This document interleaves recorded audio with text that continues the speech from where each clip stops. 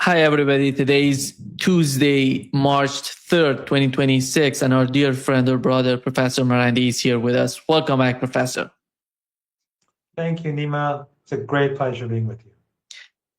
Let me start, Professor Marandi, with the latest post on Donald Trump's account on Truth Social. He says that their air defense, he's talking about Iran, their air defense, Air Force, Navy, and the leadership is gone. They want to talk. I said too late. What is your response to that? How does it reflect the reality of what's going on? Well, I guess it's over then, Nima, so we don't need to continue the discussion. It's time for us to surrender, I suppose, and I'll just end it with my surrender to the U.S. Armed Forces. But again, that's when during the 12-day war, I'm sure you recall, Trump demanded unconditional surrender, and he was constantly posting how he can kill the leader, and all that sort of outrageous nonsense. And he was gloating about how they were deceitful at the negotiating table and how bad things were from Iraq on the Iranian side. And then it turned out when the halt in hostilities took place, he actually admitted that Iran gave the Israelis a beating. And then, of course, we learned from other sources that the Israelis had been seeking a ceasefire for days, and Trump was trying to get that ceasefire for them. So that unconditional surrender didn't go that well. This time, they thought that, well, Iran wasn't a house of cards, so what we'll do is we'll mobilize everything we have, the anti-forever war Trump. I said, we'll mobilize everything, and they did. They brought a huge amount of weapons and jets and ships to the region, and they attacked alongside their sidekick, or maybe they're the sidekick to the Israeli regime. Who knows? But they failed, and the murder of Ayatollah Khamenei, his martyrdom, made people outraged, not just in Iran, but across the region and beyond. You see Ayatollah Khamenei now being mourned in places that you could never have imagined. In Iraq, it's like Iran. You have huge crowds on the streets. So what they did, Trump, was they called for the Iranians to come to the streets, but the Iranians came for the exact opposite reason that Trump was demanding. They came to commemorate the martyr, Ayatollah Khamenei. They came to condemn the United States. I don't know if you can hear, they're bombing right now. They came to defend the Islamic Republic and to reject the empire, and demanding the armed forces to strike back, and to strike back hard and harder. This is because the United States and the West, the collective West, never understood Iran. They look at Iran from a racist, Orientalist point of view. They see it as incapable of governing itself, being backward, unpopular, about to implode. They've been saying it for well over 40 years. I said this before on another program. I've been doing these weekly programs on Al-Mayadeen called Demystifying Iran. And the last one that I did last Friday, it was about how the narrative of Iran always collapsing remains the same over decades. So the same things that are being said today by the New York Times and the Washington Post were being said in the 1980s and the 1990s and at the beginning of the new century. You could put those articles or those, excuse me, or those phrases or the headlines in today's reports, and you wouldn't notice the difference. Back then, they were saying people are sick and tired of the revolution. The younger generation, they were saying in the 1990s, they don't want this anymore. They want something different.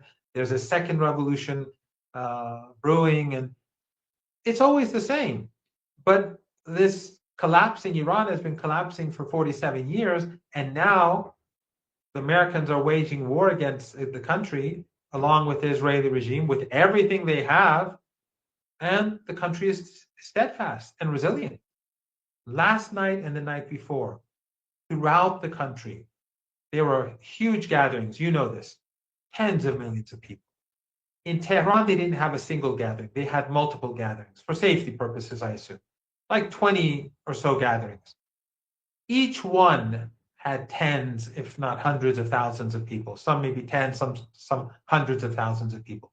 And I put some videos of last night and the night before in my Telegram channel, so that people could sort of see what Tehran looked like. Other cities, it's just too much. But the point is that in some cases, if you look at the videos, the Israeli and the American regimes are bombing the city. And you see anti-aircraft defenses working, and people won't budge. Men and women, they're chanting slogans saying, "We're prepared to be martyred." It's unbelievable. Well, for me, it's believable, but it's stunning, and I think it should be unbelievable for these fools in the White House and across the West, and the Guardian and the Breitbart, and which are more or less the same thing when it comes to imperialism and the empire in Iran in particular. So, on the one hand, through the martyrdom of Ayatollah Khamenei, they made Iran more resilient. They made Iranians more united. They've made people across the region outraged. They've made the international community look at the United States with disgust. And simultaneously, they went and murdered 165 or so kids and 10 or 20 teachers, almost simultaneously in Minab. And the Western media, the BBC, CNN, they ignore it. All of the Western media, because for them, Iranian kids are worthless. And that has had a big effect on this small minority of people who are on the streets with the rioters, these young kids who were foolishly fooled into believing these Western narratives. They're seeing with their own eyes that Iran was negotiating. The Omani foreign minister said significant progress was made. And then they went and murdered the leader. And then these young people saw that the leader was not prepared, not willing to leave his house or his office, because he said that many struggling Iranians have nowhere to go. So I'm not leaving either. That is the person who was leading our country. That is the person who through his brilliance created a military program that costed much less than the military expenditures of neighboring countries, but was far more effective. Underground cities of drones and missiles and indigenous technology. So the Americans, the regime in Washington, the Zionist regime, they cannot destroy these facilities, and most of them are still untouched. They haven't even used them. Most of the underground bases have not been even functioning yet. They haven't been working yet. They're waiting for orders. So more or less the bases that were used during the previous war are being used, and some of the bases to the south directed towards the Persian Gulf. And they're beating back the enemy. So Trump has united Iranians more than before, united Iran's allies more than before, created outrage across the region and beyond more than ever before. And militarily, despite the ugly and brutal behavior of the United States, bombing hospitals, bombing schools, bombing radio and television. I was at Iranian television last night till 12 p.m. on an Iranian program. An hour later, when I arrived home, they bombed IRIB. They bombed Iranian television, the complex.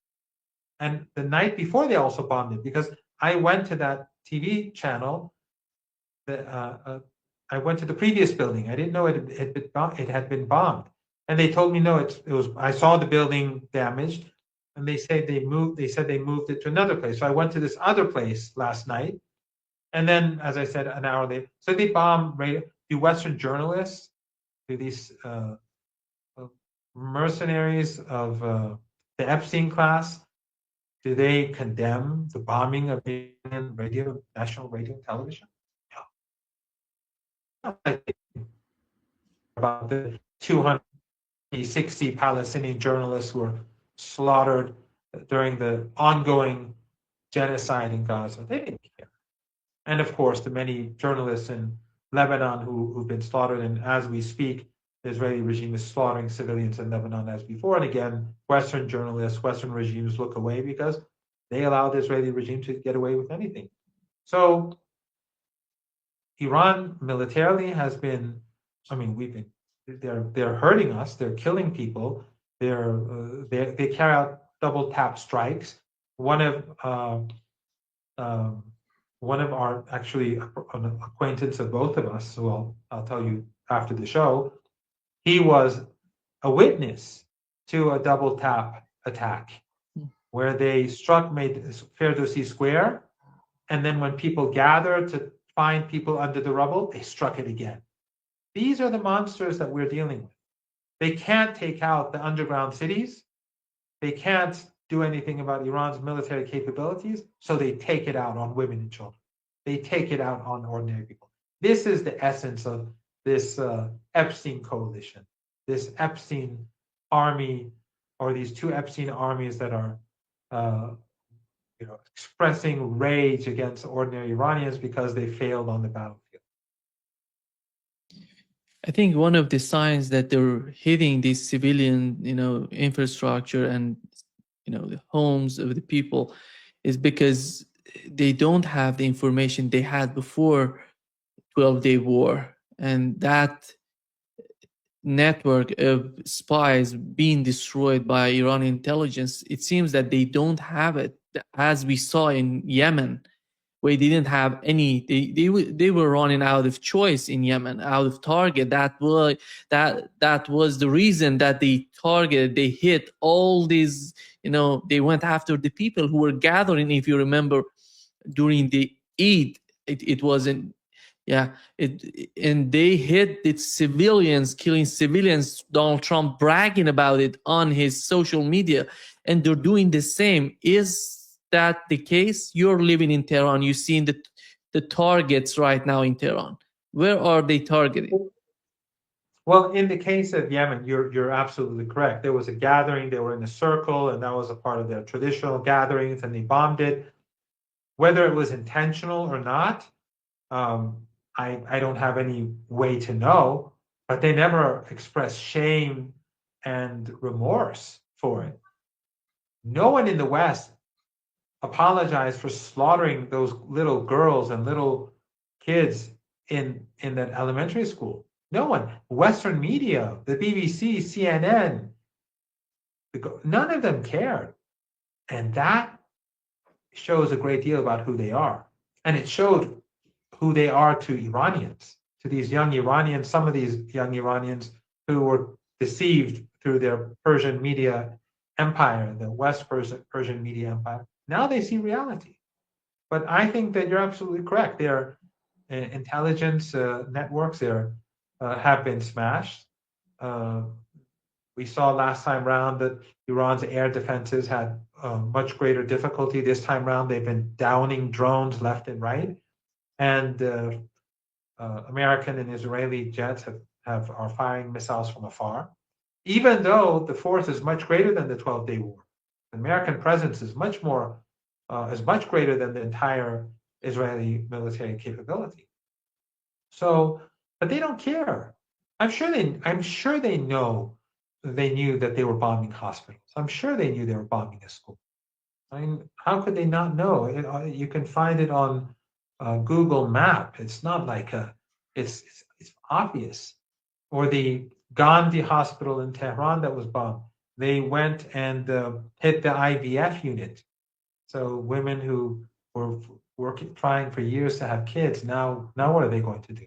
They hit the infant department. They hit on a hospital in the south, one near the Iraqi border. In Khuzestan, they bombed multiple hospitals. Is that a coincidence? No, of course not. That's who these people are, both the American regime and the Israeli regime. In the Israelis, we all remember what they did to every single hospital. At the beginning, Western media every time tried to provide them with excuses and behaved as apologists. But then when they just destroyed hospital after hospital, instead of trying to justify it, they just ignored it. You recall when they pulled the plugs on those incubators, the Israelis, and allowed the babies in the incubators to all die. You would have thought that the entire West would have just sanctioned the Israeli regime. No, of course not. They are the master race. So, and of course, they're schools, and that's what they do. They, rape kids and kill kids, and now they bomb kids. So there are no. I don't think these were because of a lack of intelligence. They don't have the intelligence that they had before. You're absolutely correct. Day one, the attacks to kill senior military officials largely failed. The leader, of course, was murdering him was no intelligence coup. He was in his office. He was in his residence. His wife was murdered. His granddaughter was murdered. His son-in-law was murdered. There was no secret there. But the Americans always pretend that they're much more than the regime, I mean, they're much more efficient and effective, and the Zionists are the same as that which they really are. But now, after a number of days of fighting, we see that the Iranians are hitting very hard, and they still haven't. They're basically using their older missiles. Nima, the Iranians are using 20-year-old missiles, and they're going right through the defenses. They're using, I don't know, 15. I don't know exactly about the drones, but they're using drones that are probably just as old to strike targets, U.S. targets and U.S. assets in the Persian Gulf region. And they can't stop them. And their defenses are not working. And the Iranians still have not been using their more recent, their top-notch technology. So this is all going bad for the United States. And the Iranians, they're not seeking a ceasefire. They're not interested in negotiations. They are determined to inflict a strategic defeat on the enemy so that this does not happen again. The Iranians are not interested in a ceasefire where the Americans and where the Epstein regime can regroup and then later carry out another attack. That's not going to happen. So Iran is going to punish the Americans, the Israelis, and indirectly these Arab regimes. Iran is not targeting them, but by targeting U.S. assets, these regimes finally understand how weak and vulnerable and what empty shells they are. And of course, Iran is holding the Strait of Hormuz. They've kept it closed. Those ships and tankers that obey Iranian orders are untouched, but they're not letting the oil get through. And a few of the ships, the tankers that tried to get through under American orders, they were all hit. So Iran is pushing up the price of oil, the price of gas, to increase pressure on Trump to end this. And of course, Iran is inflicting severe pain. Iran is also being hit. As I said, people are being killed, people are being murdered. And these are painful days for us. But we didn't start this war. They started it. And for us, this is an existential war. For them, it was a war of choice done for the sake of. Rubio basically admitted it, that this was done for Israel. So the American people are making sacrifices. They are losing money. Their citizens are being killed, and the price of energy is going up, all for the sake of a genocidal that is being supported by the Senate and the House and the other Israeli firsters that are controlling Washington. Donald Trump said that he's surprised with the attacks on the Arab states in the Persian Gulf. you and I were talking about this for more than a year, and you were warning the United States that if they attack Iran, Iran would hit these Arab states in the Persian Gulf. And do you think that he's somehow trying to say that, because after all, we know that how important are these bases for the United States, for the air defense system of Israel, because they're getting a lot of signals from the radars, mostly located in the bases, American bases in the Persian Gulf, to go after Iranian missiles. How could he say that? Because it's somehow, and the Arab states somehow, they feel that the United States left them without any support, without any help. What is your understanding of that? I think Trump has surrounded himself with fools and Israeli firsters who don't care about the United States, first and foremost. Their interests are in Israel, and the United States can make sacrifices for Israel. That's as far as they're concerned, that's fine. But also it's hubris, it's arrogance, it's racism. They imagine themselves as being invincible. And of course, the Iranians are these Orientals that are incapable of fighting, and they're intimidated. And I think Piers Morgan once said to me, a lot of hot air, when I said that this would happen. And he said, they're not going to do anything. It's that arrogance. Yeah. And now they're finding out the hard way. Why in the world should he be surprised? They have bases in each and every one of these countries. These bases are being used to conspire against Iran, whether in Qatar or in the Emirates or in Bahrain or in Saudi Arabia or in Oman or Kuwait. And of course, Jordan. And of course, Turkey. Turkey, the US bases in Turkey are being used against Iran. NATO AWACS jets are flying over Turkey, being used against Iran. All of these regimes, despite the fact that the US ambassador to the Israeli regime said that if Israel takes the whole region, that's fine. But still, these fools are cooperating with the empire against Iran.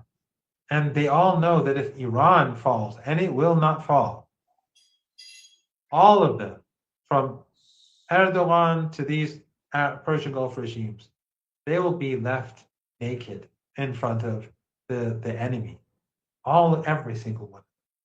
But Iran will not fall. Iran will win this war. Iran will impose a strategic defeat on the United States, no doubt about it. Already, this image of this invincible American superpower is collapsing. The fact that Iran is striking again and again at US targets in these countries, and they're not just bases. The Americans have created huge infrastructure across the Persian Gulf. It's like they own these. Well, it is. They do own these countries. And so they're using hotels. They have all sorts of infrastructure. They can do whatever they want. And so, but the Iranians are saying, wherever you are, wherever you have interests, wherever you have assets, we will target them. And Trump why would he be shocked? He's bombing hospitals. He's bombing schools. He bombed the leader's home and his office. So what is there for him to complain? They're bombing all of the public infrastructure across the country because they want to tear apart the social fabric of Iran. That's how sinister this regime is. And the reason why they're doing this is because they failed on the battlefield. They failed to take out Iran's military capabilities. But it's not going to work. And the longer this war lasts, the worse it's going to be for the United States. And this is going to be a turning point. The US empire in future will not be able to flex its muscles again like it did in the past, because it will take a beating from Iran. The price is going to be high. People will die.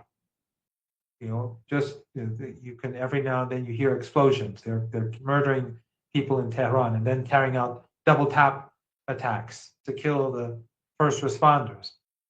Price will be high, but we have no choice. We have to defeat them.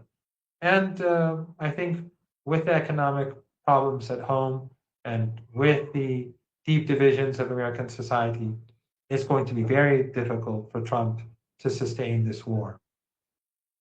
I think that the United States wants. Right now, I can hear explosions. I don't know if you hear them. Yeah. But anyway, they're bombing the city. Yeah. I think for this sort of war that Iran is prepared for, a war of attrition, artillery would be the king of the battle, and the United States is not prepared for that. We've learned from the what they're talking about right now. They want to bring the THAAD system they have, the THAAD systems they have in South Korea to defend Israel. That show how desperate is the situation with the United States. With they are talking about, Professor Marandi, 2 weeks, 3 weeks, 4 weeks. What is the understanding on the part of Iranian? How many weeks or months is going to be this war? The Iranians are in it for, they're prepared for a long war. And for them, it's not an issue of weeks, it's an issue of many months. And the underground bases, missile bases, drone bases are full of weapons. And the key weapons have not been used. And the anti-ship missiles and so on. And the disruption in the Persian Gulf, so far they've just shut it. And the Americans can't do anything about it. But if this escalates, then and those tankers are destroyed, and the oil and gas installations are destroyed, then even if later on there's a ceasefire and Iran opens up the Strait of Hormuz, where's the oil? Where's the gas? Where are the tankers to take them? It will be a permanent crisis, economic or energy crisis that will push the world into an economic depression. And who will be blamed? Trump, Netanyahu, the Epstein class, because the world knows who's started this war. It wasn't Iran. Iran wants to export its oil. It wants good relations with countries on the other side of the Persian Gulf, even though they're American proxies. But Iran is not going to sit idle when they are allowing their territory to be used to strike Iran. It's just not going to happen. And there's no doubt that the region has changed permanently. The Emirates will never again be the Emirates.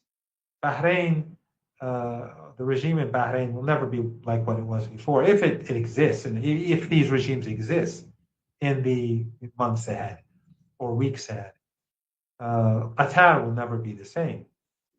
They now see how weak and vulnerable they are, and people across the world see how weak and vulnerable they are. No sane person is going to invest there in future. And personally, my expectation is when this war is open, when this war is over, that the Iranian government will tell the Arab regimes in the Persian Gulf, you have to pay compensation. Whether you pay in gold or whatever, it doesn't make it. You have to pay compensation. And if you don't, we won't let you export your oil. That is my personal view. That's, I think, the view of many. But in any case, the map is going to change. These regimes, they are now recognizing that the Americans are not there to defend them. All these bases were for the Israeli regime. And now, as the example that you gave is really fascinating. South Korean security, or so-called security, can easily be sacrificed for the sake of Israel. Everything can be sacrificed for the sake of Israel. So U.S. allies should wake up. The U.S. is not an ally. The U.S. is only there for, because it's an empire. They're there to impose their will, and they're willing to sacrifice its so-called allies for the sake of the genocidal regime in Tel Aviv. I think it's already proven for the Arab states, if there is someone in these states to understand the reality of what's going on. Professor Marandi, we know that they wanted to do regime change, so-called regime change in Iran, but something is happening in the Arab states, basically, particularly in Bahrain. The people are coming out against the state. How do you see the situation of the region in terms of the people who are not happy with the leadership, with what they were doing, considering the policies in Gaza and toward Israel? Well, are you surprised that Western media is not concerned about human rights violations in Arab countries, in Bahrain and elsewhere? How people are dissatisfied with the policies of their governments, but they have no role to play in the decision-making process? Do you see that in the Guardian or in the BBC or on CNN? No, it's the Iranian regime. Even though these Arab family dictatorships have no meaningful elections, and these are just ruling families. In some cases, like in Kuwait, a bit more flexible. In other places like Qatar and the Emirates, it's just a family. But and of course with Bahrain too. So and Saudi Arabia, an absolute monarchy. So basically, what we're seeing now is that dissatisfaction across the region is growing, and people across the region are recognizing, except for the elites that are affiliated to these despotic regimes, or those who are on the payroll. And there are lots of people on the payroll, lots of people on Qatari payroll, lots of people on, no need to go there. But people on the streets know, they recognize that their regimes are doing nothing against Israel. They're doing nothing to protect them, let alone, to protect the Palestinians, let alone them.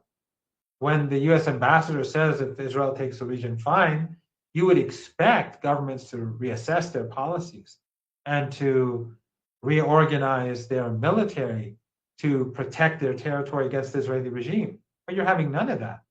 And people are angry. People see Ayatollah Khamenei as a brave martyr, and their own regimes all proxies bound to the West.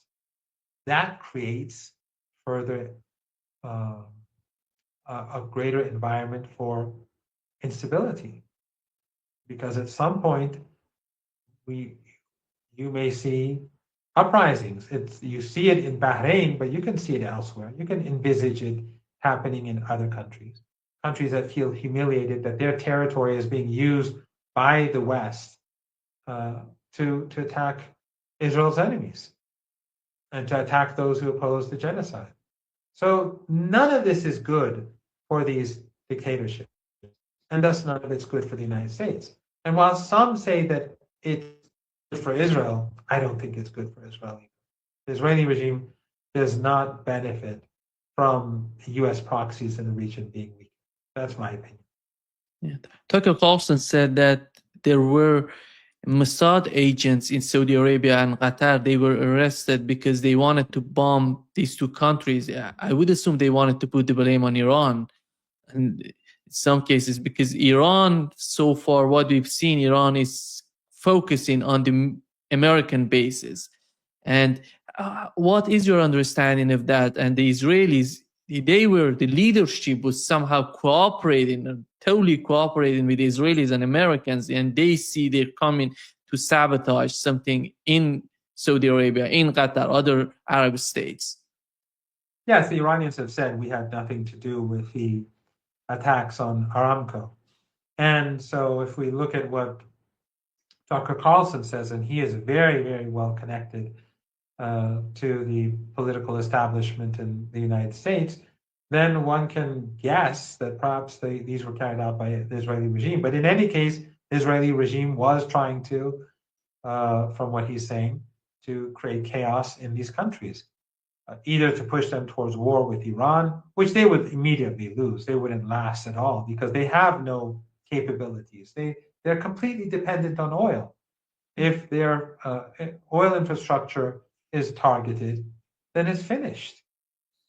They have nothing else. It's not like they're not like Iran. Most of them are just tiny family dictatorships anyway.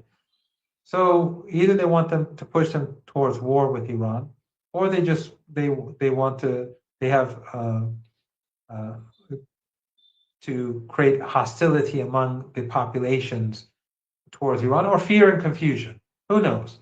But I would imagine that what they wanted to do is to drag Iran, these countries, towards war. But as I said, what can they do? Just like the British and the French and the Germans, what are they going to do against Iran? They have no capabilities. They're already stuck in Ukraine and losing the war in Ukraine. Their armies are not fit for even protecting their own borders, let alone projecting power against a country like Iran. So, yes, the Israeli regime is what Tucker Carlson says is, I think, very important, not just the information itself, but the fact that Tucker Carlson is saying. And it just shows that a lot of people in the United States who have a great deal of influence are unhappy. And Tucker Carlson was someone who was key to Trump's reelection. Trump owes him. Although Trump, he's too arrogant to ever acknowledge owing anyone anything except for his Zionist overlords who fund him. But Tucker Carlson was key to his reelection. And when Tucker Carlson says these things about the Israeli regime and the war taking place, that is weakening the position of the Trump regime in being able to continue the war for a very long period of time. It seems that the United States moved most of their weapons from Jordan to Cyprus in order to save them from getting hit by the Iranian missiles. And do you think that the time is coming that Iran would hit? If Cyprus participate, it shows some sort of cooperation, the way that it would be obvious for Iranian military, they're going to hit Cyprus? Why not? Yes, I think they are seriously contemplating pounding the air base in Cyprus. Yes, without a doubt.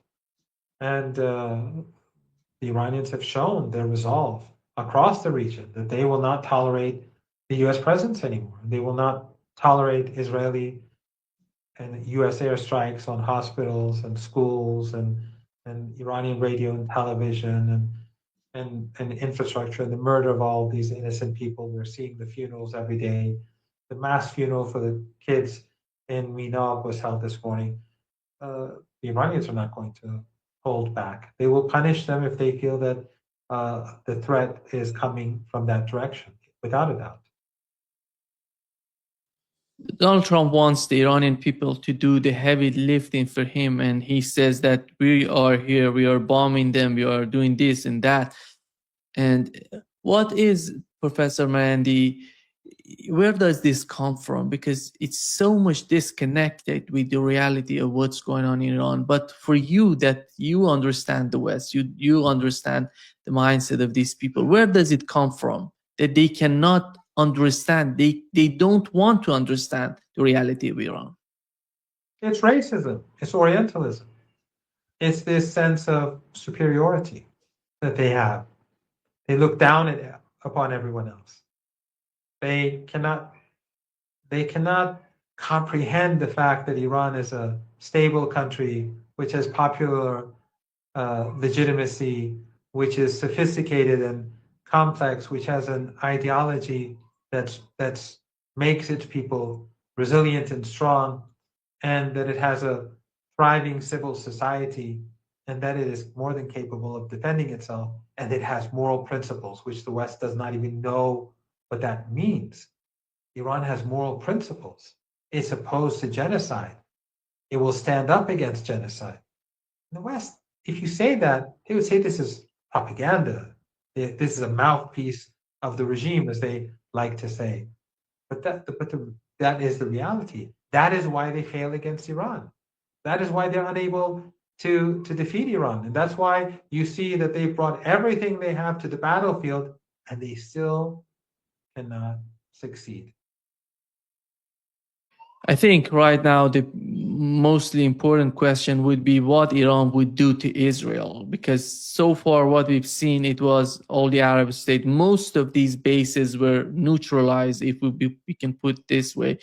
And the main target, it would be the Israeli, the territory so-called Israel today, and Iran would be the main target of the Iranian army. How do you see that? Do you think that Iran would go just escalating, or you see Iran going gradually, little by little, attacking Israel? Well, the Iranians are hitting Israel very hard and on a regular basis. And they control the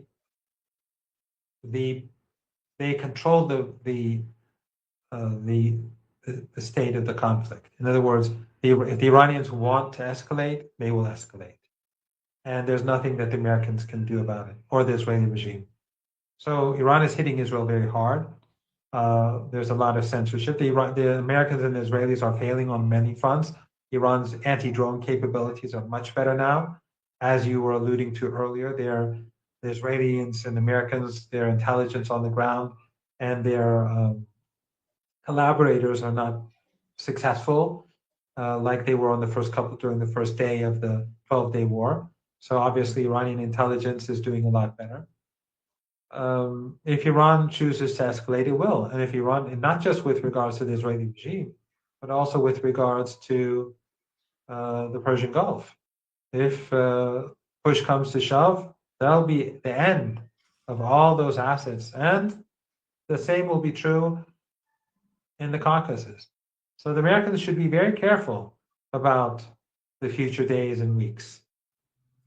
Do we know that Iran shut down 3 fighter jets, American fighter jets, and what was the air defense system being used? Because many people are asking what it was. Bavar, it was S-300. Which was that? Do you have any information on that? No, but Iran's air defense systems are integrated, and they have, from my understanding, multiple Iranian systems. They have Russian systems, and I'm guessing they have Chinese systems too. The Americans, of course, say there was friendly fire, which I think is a very stupid thing to say, because I find that more embarrassing. That's saying that my own air defenses are so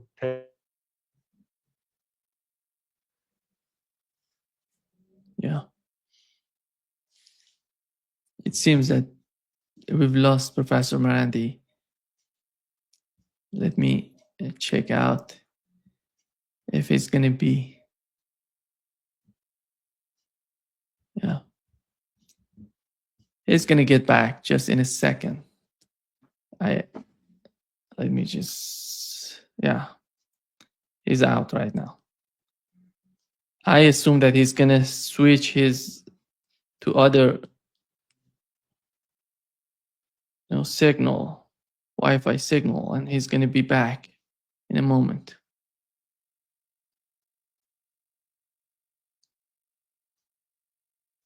I'm trying to contact him. Yeah, he's going to be back. He's going to be back. Yeah. I think one of the main points that many people want to know is who's using and how Iran is using the air defense system, because so far, you see in the mainstream media that the United States is controlling everything over Iran. That's not the case. Let me see what the Professor Marandi.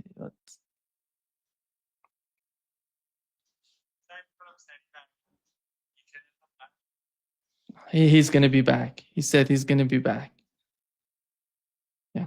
The main question is the air defense system right now, because Donald Trump, as I've mentioned, he said that the air defense system is totally out. We have destroyed the air defense system of Iran, and they have nothing to defend themselves. That's why they're begging for, to talk with us. That's not the case, from what we've heard from Professor Marandi. My understanding is the same, that Iran knows what's going on and how to defend itself, because they have, as Professor Marandi mentioned, they have the Chinese, Iranian, Russian air defense systems to defend Iran, and they all integrated into a system, into a unique system that is all connected. They know what they're doing, communicating with each other. And this was a huge operation. Huge, mission on the part of Iranians to get all these different, because we haven't seen this in Ukraine, for example. They're sending a lot of weapons to Ukraine. Yeah, Professor Marandi is back. Professor, you were talking about the air defense system and how you said that we have a Russian air defense system, Iranian, and together with some Chinese, and they all working together as a unique, sort of defense system. Yeah, that's my understanding. And Iran has multiple air defense systems, and the Iranian made, but also they purchased from abroad, and they've been very successful in bringing down drones. The Americans and Israelis are not entering Iranian airspace, as far as I know. And by the way, the very fact that these planes were down in Kuwait shows that how complicit these regimes are. That the Americans are using their airspace to bomb Iran, and Kuwait, of course, alongside it, Saudi Arabia. So these countries are all a part of the war against Iran.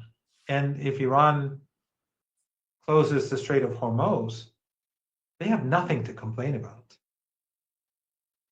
It's already, the Strait of Hormuz is not working anymore. As I know, it seems that is, and is Iran doing something? How does Iran do this? And is it all about the Navy? Because Donald Trump said the Navy is gone. How is that possible if the Navy is gone? And in Iran, as far as I know, they didn't use any sort of mine in this strait. Well, that's exactly the point. Trump talks nonsense. If what he says has happened, then all these ships should be making their way to their destinations, but none of them will. And the 7 or 8 ships that tried under American orders, they were all hit. So the rest of the ships know, their captains know better than to try to do that again. There's nothing the Americans can do about it. And the Iranians will. And this is all stuff that you and I have been discussing for, as you said early on in the show, for well over a year now, maybe for 2 years, I don't know. And other guests of yours. It's not like this is something, that should surprise anyone. Your regular viewers who are all very politically aware people, they were all, I'm sure, expecting this to happen. But in the West, Trump himself says, I was surprised. Well, maybe he should start listening to your show. One of the basic questions many people want to know is the leadership of Iran. We know that the council, there is, what can you say about the leadership in Iran right now, and who's leading the country? Well, we have in accordance with the Constitution, a 3-person council, the head of the judiciary, the president, of course, and a representative from the Guardian Council. And they will assume the role of leadership until the new leader is chosen. But of course, because of when the U.S. bombs the leader and bombs children in school, obviously there are security issues. So the Council of Experts, which chooses the new leader, and which can remove leaders, according to the Constitution, they will announce the new leader when the time comes. But for security reasons, their meeting has to be kept secret. Their results will be declared. The result will be declared whenever they feel it necessary. But as you see, and as people are seeing, the Iranian armed forces are working with great competence. There are no big lines across the country for bread or for gasoline. Everyone is calm. And that shows the brilliance of Ayatollah Khamenei.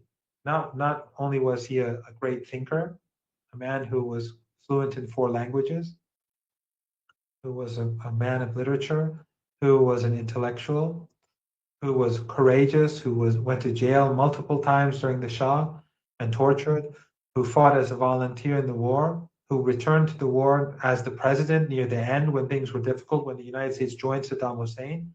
It was very dangerous for him. He was a target, but he went to the front lines and stayed there till the war came to an end. Not only was he a brilliant military leader who designed this system that allowed Iran to defend itself against this evil empire. Not only was he a moral man who supported the oppressed and the marginalized, and constantly told different presidents in Iran to focus on the marginalized and those who are struggling. But he was this great supporter of Palestine, of the oppressed in Latin America, and the Southern African struggle against apartheid.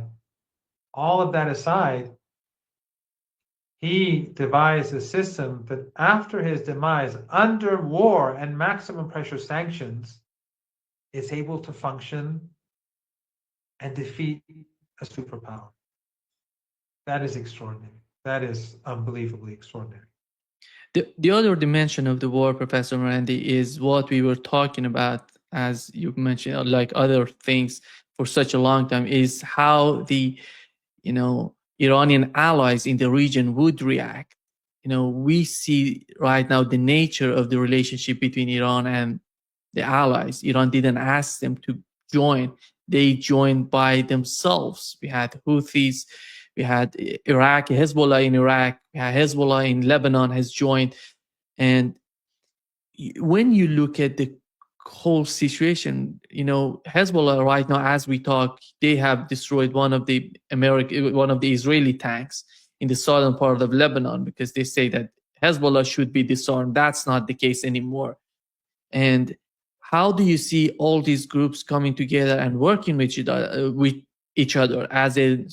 You mentioned the Iranian, Chinese, and Russian air defense system, but when it comes to some sort of integration between Iran and these allies, is that happening? Oh, yes. I mean, for all of them, this is an existential war. And all of them are prepared. Yemen is prepared. They're preparing themselves as we speak. And the United States cannot manage this situation. Yemen is too big and powerful. And when it fights alongside Iran, and then the resistance in Iraq, and then Lebanon, things will collapse. The Americans cannot do this. Iran is in control. The escalation ladder is something that the Iranians can play with as they move forward, the Iranians and their allies. The Americans, in their arrogance, the Zionists, in their arrogance, do not see that, or maybe they are beginning to see, who knows, that they are not invincible. And the resistance is becoming increasingly popular. And Ayatollah Khamenei's martyrdom has had a regional and global impact. I don't see things ending well for the United States. Yeah. It's painful. It's painful, Nima. When right now, like 2 minutes ago, there were explosions. And I know they've killed kids and families because they don't care about human beings, these Epstein monsters. But Iran will persevere, and Iran will emerge stronger, and Iran's antagonists will be weaker, and Iran's allies will emerge stronger. And General Soleimani once famously said, "We are the nation of Imam Hussein." I think the Americans should start seriously contemplating that sentence and do some research and try to figure out where they're getting things wrong. They have no clue about that, Professor Marandi. I'm sure. Whoever follows the mainstream media in the West totally understands that they have no clue about what you've just said. And Professor Marandi, Israeli officials claim the latest strike targeted the Assembly of Experts, the legal body responsible for selecting a new supreme leader for Iran. It seems that nobody was in that building. The building was empty when they attacked. Is that the case? I wasn't following the news. Apparently, they said yesterday they bombed the parliament, and I guess they were. But then someone told me that the parliament. I mean, not someone told me. I read somewhere that the parliament wasn't actually hit. I don't know, but I'm sure that they would never have such a meeting in a place like that. The way in which that meeting will be conducted will be in a manner where it will be safe for them to make their decision if the decision has not yet already been made. But they're not going to go and sit in parliament and start discussing the new leader when the Trump regime and the Epstein regime and the Zionist regime are out to kill anyone who they can find. Or their puppet, which would be, yeah. yeah. Thank you, Professor Marandi, for being with us today. Great pleasure, as always. Thank you very much for having me.